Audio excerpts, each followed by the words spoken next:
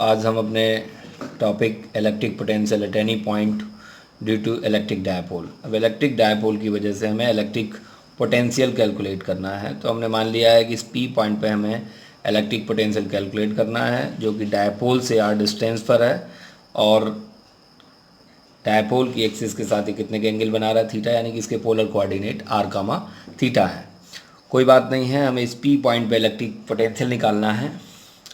तो इस P point पे इलेक्ट्रिक पोटेंशियल निकालने के लिए हमें क्या करना पड़ेगा, पहले माइनस क्यू चार्ज की वजह से निकालेंगे, फिर हम प्लस क्यू चार्ज की वजह से निकालेंगे। तो electric potential at P due to minus Q charge, तो V1 इज इक्वल टू आ जाएगा 1/4πε0 Q अपॉन, ये हमारी डिस्टेंस हो गई, मान लेते हैं R1/R1। अब इलेक्ट्रिक पोटेंशियल एक स्केलर क्वांटिटी है, तो इसमें चार्ज साइन सहित रखना है। अब हम बात करते हैं electric potential eight P due two plus Q charge. अब हम प्लस क्यू चार्ज की वजह से P पॉइंट पे इलेक्ट्रिक फील्ड निकालेंगे। तो हमें डिस्टेंस मान लेते हैं, इससे ये A हुआ और ये B हुआ, ये डिस्टेंस हमारी हो गई R2। तो इलेक्ट्रिक पोटेंशियल आ गया P पर प्लस क्यू चार्ज की वजह से Q अपॉन R2। अब हम बात करते हैं कि net electric potential eight P scalar quantity है, डायरेक्ट ऐड कर देंगे हम V1 प्लस V2, कॉमन ले लेते हैं, Q/4πε0 का कॉमन हो जाएगा, -1/R1 प्लस 1/R2। अब हमारे पास क्वेश्चन है कि 1/R1 की वैल्यू क्या होगी, या R1 की वैल्यू क्या है और R2 की वैल्यू क्या है। अगर ये हम निकाल के यहाँ पर रख देते हैं तो हमें नेट पोटेंशियल मिल जाएगा। चलिए हम R कैलकुलेट करते हैं। अगर हम यहाँ से एक परपेंडिकुलर इस लाइन पर ड्रॉ करें, मान लेते हैं कि M है, तो अब यहाँ पर जो BP किसके इक्वल है, R2 के, ये अप्रॉक्स इक्वल हो जाएगा ज्योमेट्री से P और M के, बराबर बराबर सेक्शन हो जाएगा। तो अप्रॉक्स इक्वल हो जाएगा PM के।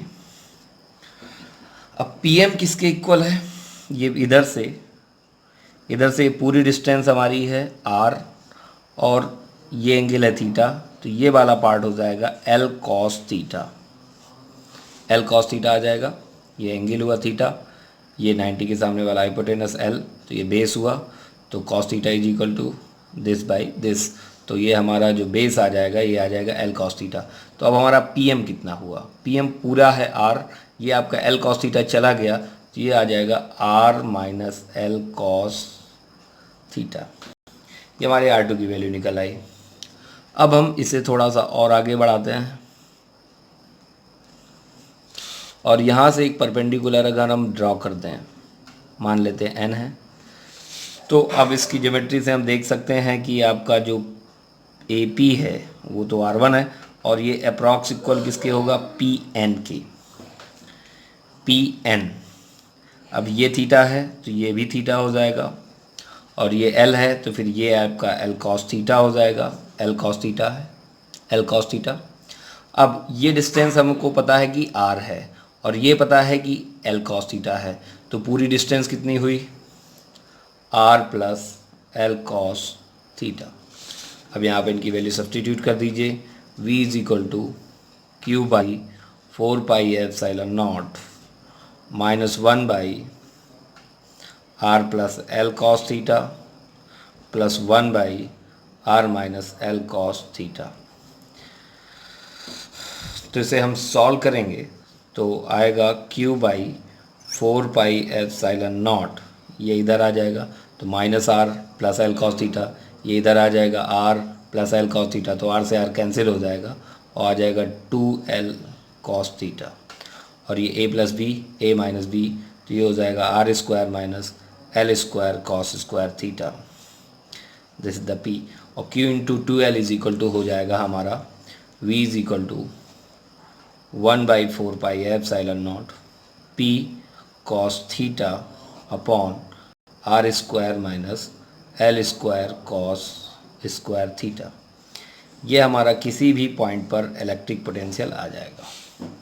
अगर हम बात करें कि L is very very less than to R, then r square minus L square cos square theta approx equal to r square. तो हमारा किसी भी पॉइंट पर पोटेंशियल आ जाएगा डायपोल के 1/4πε0 P cos theta upon are square, P cos theta by r square. अब हम बात करते हैं एट एक्सियल पोजीशन। अगर ये एक्सियल पोजीशन पे अगर हमें निकालना हो तो क्या हो जाएगा, ये वाली लाइन ऐसी हो जाएगी along the axis of dipole. तो थीटा की वैल्यू कितनी हो जाएगी, that is theta is equal to 0। तो कॉस थीटा की वैल्यू हो गई cos 0 की वैल्यू 1। तो एक्सियल पोजीशन पे जो डायपोल के इलेक्ट्रिक पोटेंशियल आएगा वो आएगा P/r²। अब अगर हम बात करें at equatorial point, equatorial position,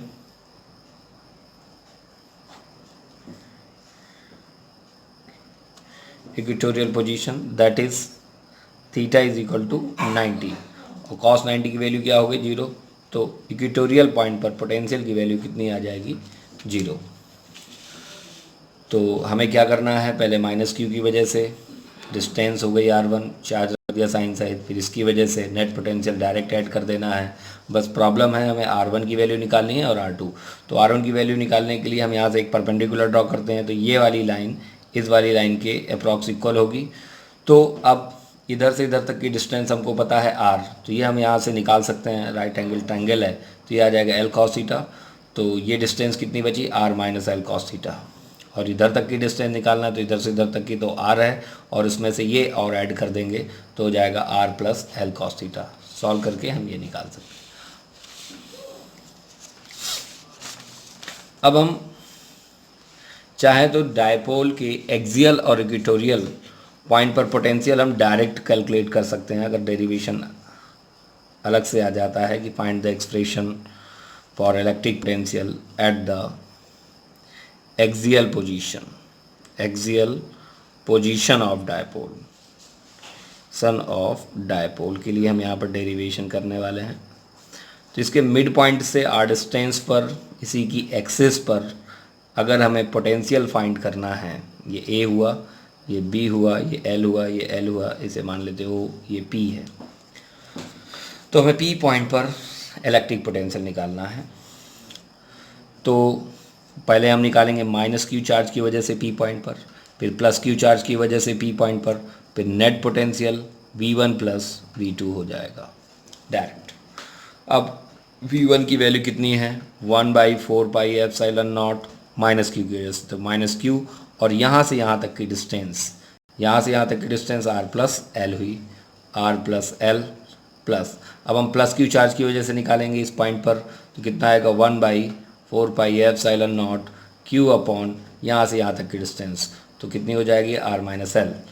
तो Q/4πε0 का कॉमन, ये प्लस वाला टर्म है तो आगे लिख लीजिए 1/R माइनस एल, ये माइनस का है तो R प्लस एल। अब इसे सॉल्व किया जाएगा तो आएगा R plus L minus R plus L upon R square minus L square V। R से R कैंसिल हो जाएगा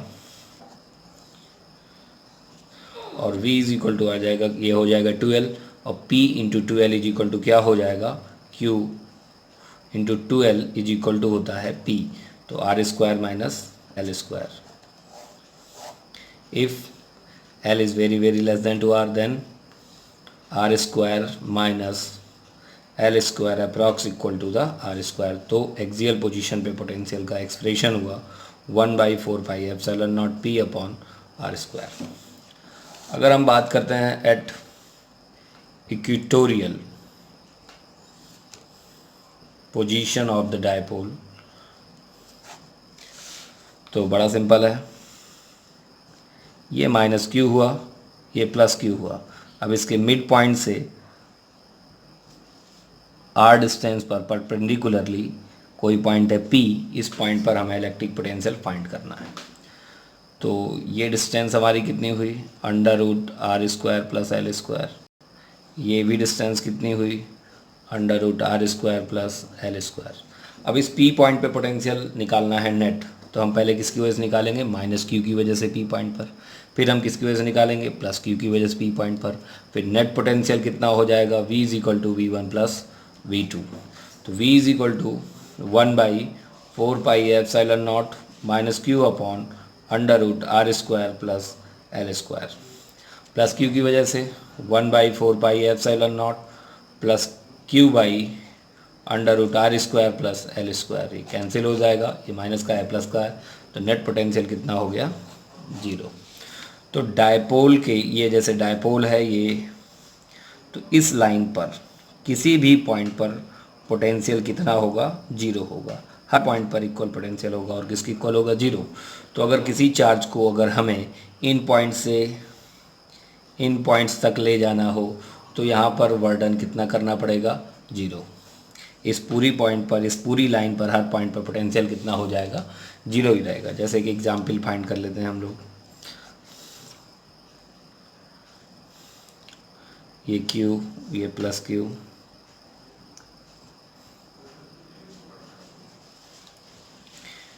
ये x डिस्टेंस है, ये पॉइंट है A, ये पॉइंट है B।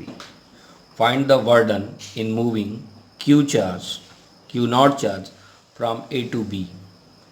Find the वर्डन in moving Q not charge from A to B। तो वर्डन इज इक्वल टू होता है पोटेंशियल डिफरेंस इनटू चार्ज, जिस चार्ज को हमें लेके जाना है। तो पोटेंशियल डिफरेंस A से हम B के लिए लेके जा रहे हैं, तो VB minus VA into Q not. और VB कहाँ पर है, एक्सियल पॉइंट है, तो 1/4πε0